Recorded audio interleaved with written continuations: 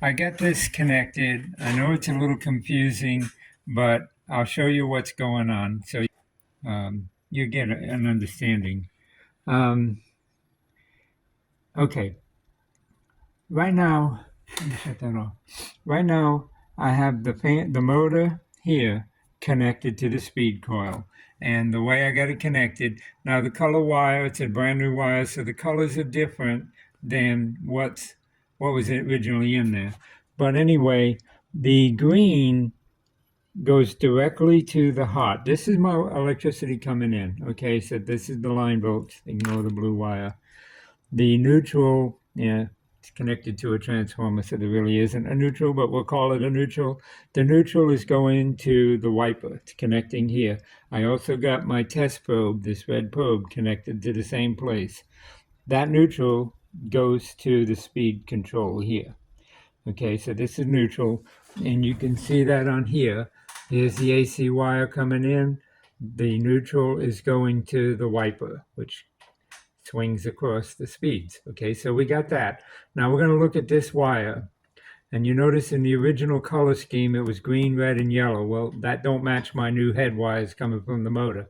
So just ignore the color, but consider the trace, okay? And look at what's happening. From the green, we come around the main coil. This is the main winding. It comes around here, it comes over here, and it goes to the top of the coil, which is right there. It also comes around here, goes through the main coil, but also to kick the motor off, it goes through the starter coil, comes back here, and goes to this side of this top coil. So the starter coil is across this top coil. The power is across here and here, which is through here, around this little loop, and then back down to the wiper to make a full connection. You have to connect from here to here, right? The electricity has to go through the motor coil, come back through here, come down through here, and get to the wiper somehow, either here, which would be high, or here, which would be medium, or through all this resistance, which would be low. This would be half the resistance, half the coil. This would be all the resistance, that'd be low. So when you put this on low, the electricity, you can think of it coming this way, goes through this coil, comes around here, comes over here, goes through the main winding, which runs the motor, and goes to the other side. So you got electricity going right across the motor coil to run the motor by putting this on one of these, okay? Now, here's the situation. I have it connected that way. It's confusing because of the color wires. My head wires are black, green, and white, but they don't line up. This black is not the same as the original black, so don't let that confuse you. The black and the white, these two here, are going across the top coil. So the black and the white, in this case, is the red and the yellow. That's the small coil, the starter coil, goes across the top of the coil. My green wire is this green wire. It's the same green wire, okay? It's coming from the power. And that's right there. It's connected to the power, and that's the green wire just like it originally was. So the white and the black replace the red and the yellow. That's all you got to see there. Now this side is common sense. It's just the AC line coming in, connecting to these 3 points. There's nothing else it can do but do that. So here's my wire coming in, going right to the wiper here, connecting to my probe, and I got it on low right there. Okay. Now I have a variac, so I can bring the voltage up slowly so I don't hurt anything. This I use all of the time. I also have a current limiting bulb. If something is a dead short, that light bulb will take all the power and light bright. That's not happening because there's no dead shorts. Okay. My cables going to the motor, I got the right resistances. I wrote them down here for between these 3 motor wires. But that don't matter. You'll see that really don't matter in just a second. So I'm going to put this on volts. We're going to measure volts. The first thing I want you to see is I'm somewhere around 40, 50 volts here. Well, I have a watt meter. It's going to tell us exactly what it is. And it is 52.2 volts. If I go to current, There is absolutely no current draw in this circuit right now. There should be, because I'm on low, but there's absolutely no current draw, okay? Now, if I measure the voltage from the neutral to across the top winding, and I'll show you what that is in a minute on the schematic, but if I go to here, you see I have my 52 volts. If I go to this side, I'm going to be about the same. 52 is about the same. So I have 50, I'm going to shut that off temporarily. So I have from the neutral to these two tops, I have 52 volts. I should not have 52 volts, but I do. And here's the situation. From here to the top of these, I have 52 volts, okay, with this on neutral.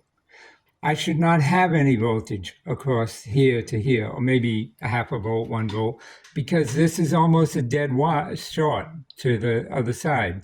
This is where the resistance is. This has got some resistance, but it's just an inductor coil. So I shouldn't have high voltage across here and here, 52 volts from here to here, through this and over to there. I shouldn't have 52 volts. I should have less volts. I should have 52 volts across the motor coil to spin the motor. There's none, so we're getting no current flow at all. No current flow at all. Now, why is that a problem? Well, it's a problem because what I said in the other video, this part of the inside of the coil is burnt, and I can prove it. Because if I jump from here to here, or there to there, it doesn't matter. But if I jump from here to here, I'm actually rebuilding this, right? Okay? So that's this blue wire. That's where this blue wire comes in. Now, I haven't changed anything. Turn it back on. We got 52 volts. We got no current, okay? See? All right, so I'm going to shut it off again. I'm going to put the blue wire on one of these, on this one here. And, get it back on there. Okay, so I put it on there, and that's supposed to be connected there, but it's not. So I'm manually going to connect it there with the blue wire. Okay, so now we just made the connection that I said in the first video is broken. Now watch. Turn it on. We're down to 48 volts. We're drawing a ½ amp, and the motor is turning. So right now, if I turn the voltage up, the motor spins fast. We're drawing more current. What we should draw about 0.6. Okay. Why did the blue wire work? Well, the blue wire worked because I'm replacing this burnt out piece that's inside the coil. This coil is no good. That's why I was getting voltage across here. I should not have voltage across here. When you have voltage, like there's voltage across here. You know why there's voltage across here? Because there's no connection between them.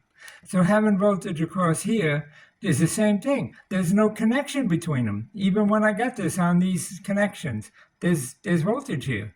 That voltage should be consumed through the wire and generating current. Not happening. This piece of the coil is bad. Now, can I jump from here to here and permanently put a piece of wire in there and bypass that? Absolutely not. Because if I do that, I'm dropping the resistance on the starter coil and it'll burn up the starter coil of the motor. I cannot jump that. There is a wire that comes down here, but it goes through loops of coil which are resistance to control even high from not putting full power to the starter winding. If this internal coil is not there and I jump from here to here, which I just did with the blue wire, I'm overdriving the starter coil and it's going to burn up. That's why I kept the voltage down to 50-something volts so that there wouldn't be a lot of current going through this starter coil. If I had set that at 120 volts and jumped across there, I would have blew this starter coil to smithereens. This coil is no good.